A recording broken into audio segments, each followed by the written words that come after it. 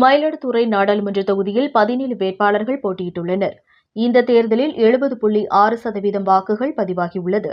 ஒரு வாக்குச்சாவடிக்கு 2 வாக்குப்பதிவு இயந்திரம் என மொத்தம் 3486 வாக்குப்பதிவு இயந்திரங்களில் பதிவு செய்யப்பட்ட வாக்குப்பெட்டிகள் அனைத்தும் மயிலாடுதுறை அருகே உள்ள மன்னம்பந்தல் ஏவிசி கல்லூரியில் அமைக்கப்பட்ட வாக்கு எண்ணும் மையத்திற்கு கொண்டுவரப்பட்டது. 6 சட்டமன்ற தொகுதிகளின் வாக்குப்பெட்டிகள் தனித்தனியாக 6 வாக்கு எண்ணும் மையம் அமைக்கப்பட்டு காப்பறைகளில் வைக்கப்பட்டது.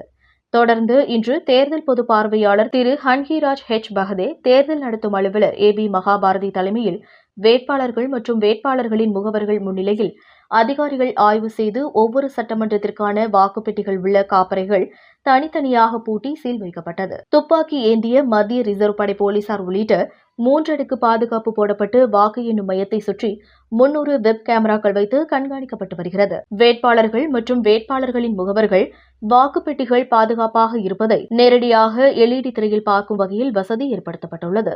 மயிலாடுதுறையிலிருந்து ரிப்போர்ட்டர் தாரிக் கனி.